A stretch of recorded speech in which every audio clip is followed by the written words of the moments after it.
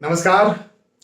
वैसे तो इस टॉपिक पर मैं पहले भी वीडियो बना चुका हूं या फिर कई सारे वीडियोस में भी इस बारे में मैं बता चुका हूं, लेकिन मैं अभी भी ये देखता हूं कि जब मैं कुंडली विश्लेषण करता हूं तो मुझसे फ्रिक्वेंटली ये पूछा जाता है कि सर हमें यह बताएं कि हमारे इष्ट देव कौन हैं और इष्ट देव कौन है, उनकी पूजा आराधना करने से हमें कोई लाभ मिलेगा या फिर नहीं मिलेगा, किस प्रकार का लाभ मिलता है इष्ट देव की पूजा या आराधना करने से।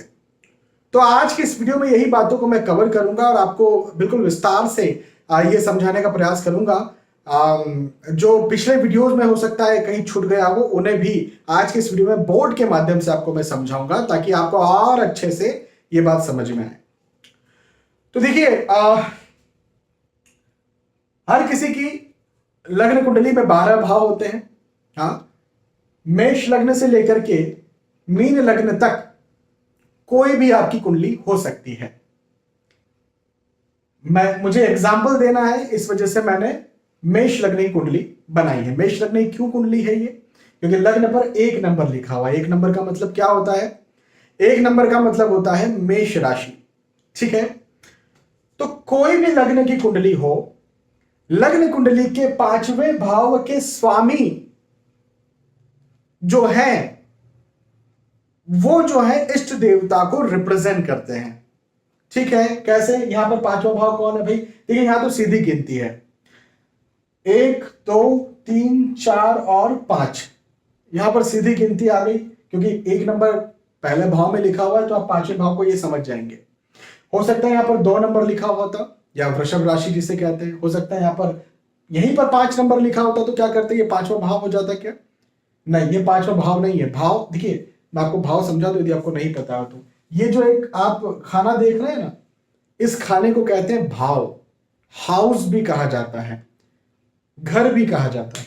ठीक है, तो यहां पर जो नंबर लिखा होता है इसे लग्न स्थान कहते हैं। हर किसी की कुंडली में लग्न स्थान यही होगा। नंबर कुछ भी हो सकता है, 1 नंबर से लेकर 12 नंबर तक कुछ भी यहां लिखा हो सकता है। ठीक है, तो यहां से एंटी क्लॉकवाइज आपको गिनना है, 1 2 3 4 और 5। और 5 नंबर पे, ये 5वें भाव पे, 5वां जो भाव है, 5वां जो खाना है, इस पर जो नंबर लिखा होगा उस राशि के स्वामी जो है वो रिप्रेजेंट करेंगे आपके इष्ट देव को। अब यहां पर मान लेते 3 नंबर लिखा होता, इस जगह पर 1 नंबर नहीं 3 नंबर लिखा होता, फिर क्या करते? तो 3 4 5 6 7। भाई यहां से 5 गिनेंगे तो यहीं पर आने वाला है। अब यहां पर 7 नंबर, यदि यहां 3 लिखा होता तो यहां पर 7 नंबर लिखा होता। और फिर 7 नंबर जिस राशि को रिप्रेजेंट करते हैं उसके आधार पर इष्ट देव या इष्ट देवी या देवता को आप पहचान पाते, जान पाते। समझ गए? यहां पर आप कोई भी नंबर, आपकी कुंडली में फिर से दोहरा रहा हूं, 1 नंबर से लेकर 12 नंबर तक कोई भी लिखा हो सकता है। आप यहां से 1 2 3 4 और 5 ऐसा गिने। 5 जहां आता है वहां पर जो नंबर आपको दिखेगा उसे ही आप या उसके स्वामी को आप जो है माने कि भाई ये रिप्रेजेंट कर रहे हैं इष्ट देव को। अब और अच्छे से मैं समझाता हूं। देखिए, जैसा मैंने आपको समझाया कि भाई यहां पर कोई भी नंबर हो सकता है। तो मैंने यहां पर एक टेबल बनाया है 1 नंबर से लेकर के 12 नंबर तक का। यदि इस भाव में 1 नंबर से लेकर के 12 नंबर तक कोई भी नंबर लिखा हो तो आप कैसे जानेंगे कि आपका इष्ट देव कौन है? तो मान लीजिए इस भाव में, 5वें भाव में, 5वें हाउस में लिखा हुआ है 1 नंबर। तो 1 नंबर का मतलब क्या होता है? मेष राशि। 1 नंबर का मतलब होता है मेष राशि। और यदि मेष राशि है तो मेष राशि के स्वामी हो जाएंगे हनुमान जी। अच्छा, हनुमान जी कौन हो गए? इष्ट देव हो गए। मेष राशि इष्ट देव नहीं है, लेकिन हनुमान जी इष्ट देव हैं। ठीक है, अच्छा, हनुमान जी की आराधना ना करके भगवान श्री राम की आराधना भी करते हैं तो भी आपके लिए अच्छा रहेगा, क्योंकि हनुमान जी के स्वामी की यदि आप आराधना करते हैं तो हनुमान जी और ज्यादा खुश होंगे। तो यदि कहीं आपकी मेष राशि लग्न कुंडली के 5वें भाव में 1 नंबर यहां आता है तो हनुमान जी आपके इष्ट देव हैं।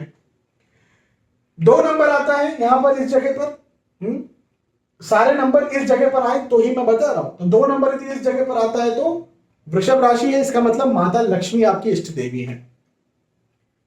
3 नंबर यदि आता है मिथुन राशि है, श्री गणेश जी आपके इष्ट देव हैं।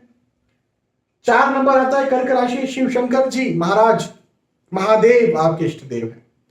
5 नंबर आता है सिंह राशि, सूर्य देवता जिन्हें सूर्य नारायण कहा जाता है वो आपके इष्ट देव है, सूर्य देवता की पूजा आराधना करनी चाहिए।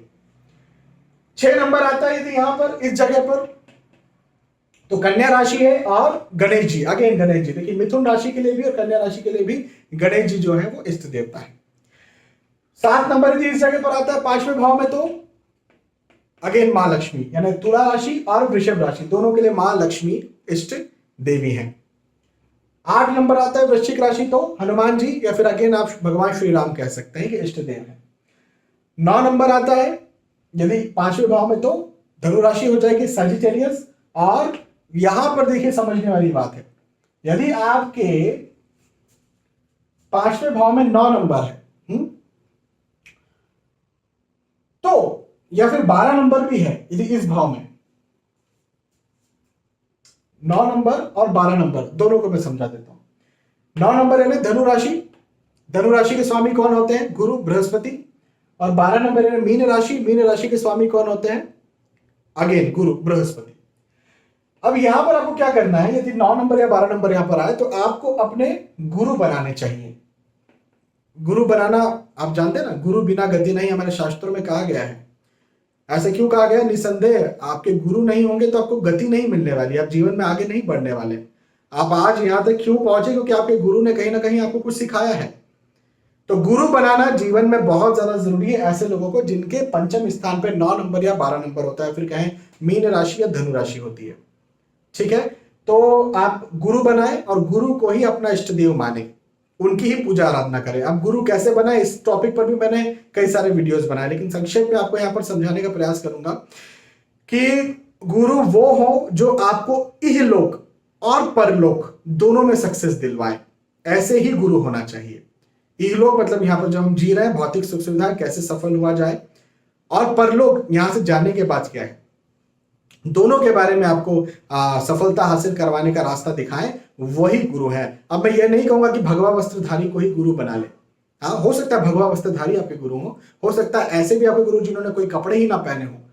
हाँ, कोई भी दिगंबर जो भी है आपके गुरु हो जो इहलोक और परलोक दोनों की सफलता आपको बताते हैं, ऐसे गुरु बनाए जिनसे आप हर समय सीख सकें। अच्छा, हर समय का मतलब जरूरी नहीं कि फिजिकली आप लोग कनेक्ट हो, लेकिन उनके साहित्य, उनकी किताबें यदि आपके पास है तो आप जो है उनसे पढ़ सकते हैं, उनसे सीख सकते हैं। यदि फिजिकली आप उनसे मिल सकते हैं तो बहुत अच्छी बात है, नहीं भी फिजिकली मिल सकते हैं तो इस प्रकार से सीखें। और भी बहुत ज्यादा कंफ्यूजन, देखिए 1 दिन में, 2 दिन में, 1 महीने में गुरु नहीं बनाए जाते, ये सतत प्रक्रिया है पहचानने की, समझने की। और भगवत कृपा से ही वैसे तो सच्चे शुद्ध संत मिलते हैं या गुरु मिलते हैं, लेकिन फिर भी आपको कहीं डाउट जा रहा है या फिर आपको नहीं समझ में आ रहा है किसे गुरु बनाए, हनुमान जी से बड़ा इस ब्रह्मांड में कोई गुरु नहीं है। हनुमान जी ने इस जगत में भी सक्सेस हासिल की है।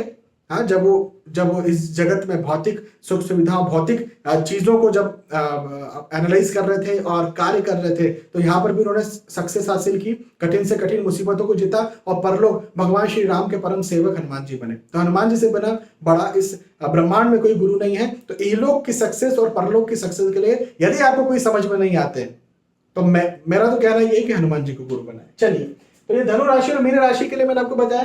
अब मकर और कुंभ राशि दोनों के लिए मैं कहूंगा कि शनि महाराज, यदि यहां पर आपके 10 नंबर या 11 नंबर होता इस जगह पर तो आपके शनिदेव जो है वो इष्ट देव होते। ठीक है, तो यहां पर मैंने आपको समझाया इष्ट देव को कैसे पहचाना जाता है। अब ये समझे कि भाई इष्ट देव का पूजा आराधना या उनको फॉलो करने से या उनका ध्यान करने से, उनका कीर्तन करने से क्या होगा। देखिए क्या होता है कि जीवन में आसानी आती है। जैसे हमें नंगे पैर कहीं जाना है, रास्ता जो है वो बड़ा उबड़ खाबड़ है या कांटों से भरा हुआ है, तो जब हम जूते पहन लेंगे तो निसंदेह हमें जो है आसानी हो जाएगी।